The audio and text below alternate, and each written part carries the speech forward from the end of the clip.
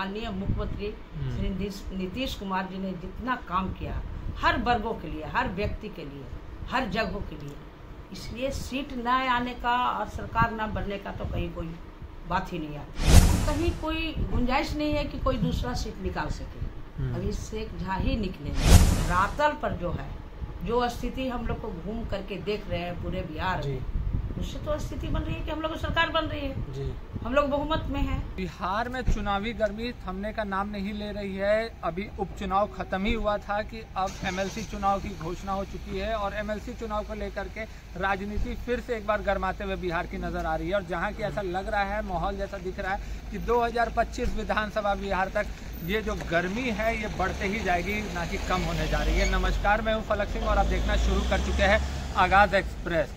और आज हम मौजूद हैं, हमारे साथ उपस्थित है JDU MLC doctor Kumud Verma, जिनसे बात करते हैं आने वाले एमएलसी चुनाव को लेकर के कि क्या कहना है उनका। और साथ ही में जानते हैं जो महिला संवाद यात्रा जो नीतीश कुमार जी निकाल रहे हैं, उस तरीके से बिहार की जनता को क्या मैसेज देना चाह रही है जेडीयू पार्टी। और साथ ही में जानते हैं कि अब क्या रणनीति के साथ उतर रही है।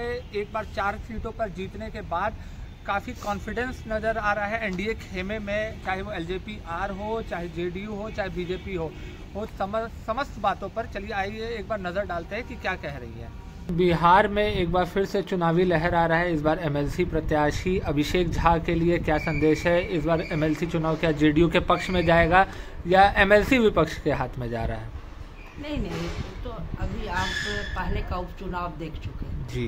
तुरंत रिजल्ट आया है, चारों का चारों सीट हमारे दल का, एनडीए गठबंधन का निकला है। और अभिषेक झा जिस मतलब क्षेत्र से लड़ रहे हैं जी, वो हमारे सभापति भी रहे थे पहले और अब एमपी हुए, तो कहीं कोई गुंजाइश नहीं है कि कोई दूसरा सीट निकाल सके। अभिषेक झा ही निकलेंगे। और हम लोग तो अभी विधानसभा चल रहा था तो लोग वहाँ जो क्षेत्र में काम कर रहे हैं वो सब भी देखे और सब लोग बताएं कि उनका क्षेत्र निकालने में कोई दिक्कत नहीं। मैम, 2025 विधानसभा को लेकर के क्या रणनीति है? इस बार क्या जेडीयू वापस सरकार में आ रही है कि विपक्ष का दावा है कि इस बार उनकी सरकार बनने जा रही है? देखिए, विपक्ष तो दावा करेगा ही ना, विपक्ष में है तो वो तो कहेगा कि हम सरकार में आएंगे। लेकिन हम लोग का कहीं कोई गुंजाइश ही नहीं है कि कुछ सोचना है कि सरकार नहीं बनेगी। जितना काम हुआ है बिहार में अभी तक आजादी के बाद जी, हम किसी पार्टी की बात नहीं, आजादी के बाद माननीय मुख्यमंत्री श्री नीतीश कुमार जी ने जितना काम किया हर वर्गों के लिए, हर व्यक्ति के लिए, हर जगहों के लिए, इसलिए सीट न आने का और सरकार न बनने का तो कहीं कोई बात ही नहीं आती। एनडीए गठबंधन कह रही है कि राजद को 10 सीट में ही समेट दिया जाएगा 2025 के विधानसभा चुनाव में। क्या कहना चाहेंगे इस पर? अगर एनडीए कह रही है तो सही कह रही है ना। बड़े नेता जी, इतनी बड़ी पार्टी है राजद और 10 सीट में सिमट जाना, ये तो बहुत बड़ा बयान है। अभी तो देखे ना, उपचुनाव में देखे ना, 0 पर हो गए है ना जी।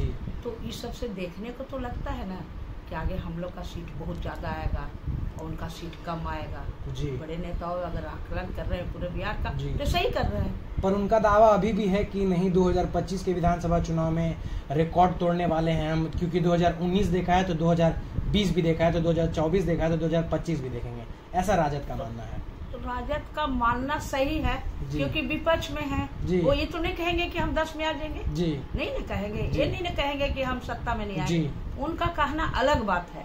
लेकिन अभी धरातल पर जो स्थिति हम लोग को घूम करके देख रहे हैं पूरे बिहार में, उससे तो स्थिति बन रही है कि हम लोग को सरकार बन रही है जी। हम लोग बहुमत में हैं और हम लोग अच्छा काम कर रहे हैं सरकार में, तो जनता हमको चाहेगी। नीतीश कुमार, माननीय मुख्यमंत्री नीतीश कुमार महिला संवाद यात्रा निकाल रहे हैं, क्या कहना चाहेंगे उस पर? ये तो बहुत खुशी की बात है और पूरे बिहार की महिलाओं की तरफ से हम मुख्यमंत्री को धन्यवाद देते हैं कि जब से आए हैं तब से महिलाओं के लिए दिन प्रतिदिन जितना बेहतर हो सके, जितना अच्छा हो सके, जितना महिलाओं का मान सम्मान बढ़ सके वो काम कर रहे हैं। मैम, पर इस बार जो शराब कांड जैसे वह जहरीली शराब से इतनी मौतें गई है और जेडीयू का जो वोट बैंक है, महिला वोट बैंक हमेशा जेडीयू की ताकत रही है, पर इस बार क्या परिस्थिति विपरीत में नजर आ रही है? कभी नहीं, हम लोग तो गांव-गांव में घर-घर में घूम रहे हैं। महिलाएं अगर जहर से, जहरीली शराब से लोग मर रहे हैं तो महिला दुखी है कि मेरा बात नहीं माना घर वाले लोग, तब ये स्थिति आया, ना कि नीतीश कुमार जी के कारण ये स्थिति आया। और ये चीज आप देख लीजिए, अभी तो लगन का सीजन है, जो बारात लगना है समय पर लगना है, कोई बारात में हो हंगामा नहीं होना, ये क्या है? शराबबंदी का ये देन है जी। और सब लोग खुशी खुशी सब अपना कार्यक्रम कर रहे हैं, कोई दिक्कत नहीं है। शराबबंदी का ये देन है और माननीय मुख्यमंत्री का ही देन है कि महिलाओं का सम्मान मिल रहा है। मैम एक आखिरी सवाल, आरक्षण को लेकर के बिहार विधानसभा संसद में भी बवाल मच रहा है और बिहार में भी इसको एक राजनीतिक मूल तुल पर पकड़ते हुए नजर आ रहा है, तो क्या लग रहा है पिछड़ी जाति का समर्थन मिलेगा आप लोग को चुनाव के दौरान, या इस बार खेला हो जाएगा? मैम आरक्षण के मुद्दे पे हो हंगामा होना, विधानसभा लोकसभा में चर्चा होना, लेकिन जो आरक्षण मिल चुका है, जो अति पिछड़ा महिलाओं और महादलित को जो आरक्षण के द्वारा जो लाभ मिला है, उसे कहीं कोई इलेक्शन में कोई प्रभाव नहीं पड़ने पड़ा, गलत प्रभाव नहीं पड़ेगा। आरक्षण से सब लोग खुश हैं और मुख्यमंत्री जी के मैम आपकी सरकार से आरक्षण का समर्थन करती है कि आरक्षण के खिलाफ है? किस आरक्षण का बात? मैम जो 65% आरक्षण की मांग की जा रही है, अगर 65% आरक्षण माननीय मुख्यमंत्री दिए तो कुछ सोच करके दिए जी, और सोच करके दिए हैं। कोई तरह का अगर बाधा आ रहा है तो सॉल्व कर लिया जाएगा, उसमें तो कहीं कोई दिक्कत है नहीं। जी धन्यवाद मैम।